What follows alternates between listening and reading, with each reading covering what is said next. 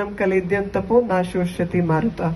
तो आत्मा का जो प्रारूप है वो कोई शस्त्र काट नहीं सकता, पानी गीला नहीं कर सकता, आग उसको जला नहीं सकती, और किसी भी प्रकार से उसका हम कुछ एनर्जी है, शक्ति है, ताकत है, उसका कोई और स्वरूप हो जाएगा, लेकिन उसको खत्म नहीं कर सकते। और जो हम सब मनुष्य जीवन हमको मिला है, तो शरीर नश्वर है लेकिन आत्मा अजर अमर है।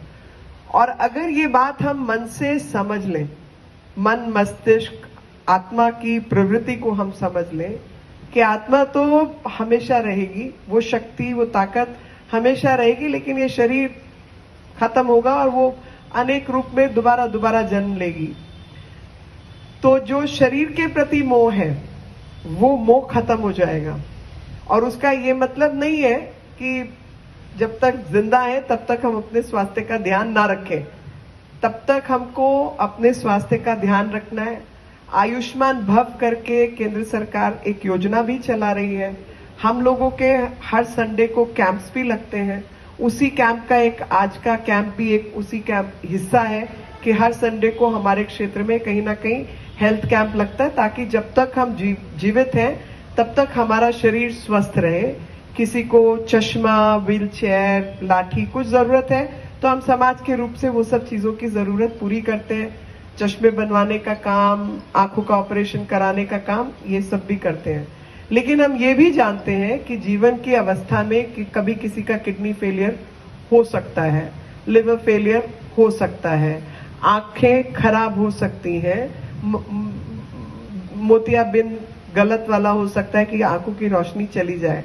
तो ऐसी सब चीजों को जब हम समझने लगे तो हमें ये भी पता चलता है कि लोगों को अंग की आवश्यकता होती है। हमारे परिवार में किसी की तकलीफ है, किडनी खराब हुई, लिवर खराब हुआ, हार्ट की प्रॉब्लम हुई, कोई जल गया तो उसको स्किन ग्राफ्टिंग के लिए स्किन चाहिए, चमड़ी चाहिए, तो हम उम्मीद रखते हैं कि हमें ये समाज से उपलब्ध हो जाए। लेकिन जब हमारे परिवार से कोई जाता है या हम खुद ही जाते हैं तब हम अंगदान नहीं करते। ये दो तरफा रास्ता है जी। एक ये कि अगर मेरे पहचान में, मेरे मित्र, मेरे परिवार में किसी की जरूरत है तो मेरे को समाज से ये उम्मीद रहती है कि कोई दे दे। लेकिन जब मैं जाने वाली हूं तो मैं अपना अंग किसी को नहीं देना चाहती। अरे पैसा, लत्ता, कपड़ा कुछ भी तो नहीं लेके जाना, और ये शरीर के अंग भी नहीं लेके जाने, वह आत्मा नहीं जाना है। तो आत्मा को अगर परमात्मा में मिलाना है और लीन करना है तो यज्ञ को जीना आना चाहिए। और ये जो यज्ञ है, जो हमारा अंतिम यज्ञ होता है, अंतिम यज्ञ के माध्यम से भी हमारा शरीर नश्वर है यही सामने आता है।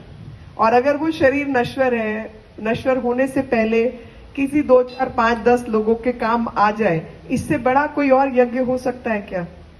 सोच के बताइए।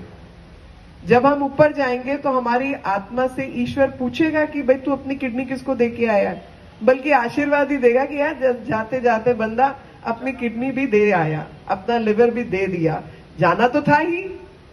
और वो फाइनल यज्ञ में भस्म भी होना था, तो जब भस्म ही होना है तो किसी के काम आ जाए, उसी मिट्टी में मिलना है, तो 2, 4, 5, 20, 25 साल किसी और के साथ काम कर ले, वो उसका हिस्सा बन जाए। तो मेरा एक इस मामले में मेरा एक सबसे आग्रह रहने वाला है कि जो अंगदान है वो अंगदान तो अवश्य करना चाहिए। मेरे जैसे व्यक्ति ने अपना पूरा शरीर दान किया हुआ है, पर आज फिर मैंने साइन किया है कि अगर चमड़ी, मांस, हड्डी, बाल, जिसको जो चाहिए वो ले जाए, क्योंकि मेरे को ये पता है कि मैंने साथ कुछ भी नहीं लेके जाना, ये शरीर भी साथ नहीं लेके जाना। तो अगर मेडिकल कॉलेज में बच्चों को जहां उन्होंने डॉक्टर बनना है, इलाज करना है, उनको डेड बॉडीज की जरूरत होती है। तो जब आत्मा ने उस शरीर को नकार दिया, उसको डिस्कार्ड कर दिया, तो मैंने उसके प्रति मोह किस बात का रखा हुआ है? तो मैं आज इसके माध्यम से आप सबको यही कहना चाहती हूँ कि अंगदान का, देहदान का सब लोग हिस्सा बने, क्योंकि आज भी हम ऋषि दधीची को याद करते हैं जिन्होंने देवों की रक्षा के लिए अपनी हड्डियों का दान दिया था, क्योंकि उनका शरीर इतना मजबूत था कि वज्र का भी वो वज्र बनाने का काम, मतलब कोई भी चीज का उस पर असर नहीं होता था, तो उन्होंने अपनी हड्डियां दान दी थी ताकि समाज की रक्षा हो सके।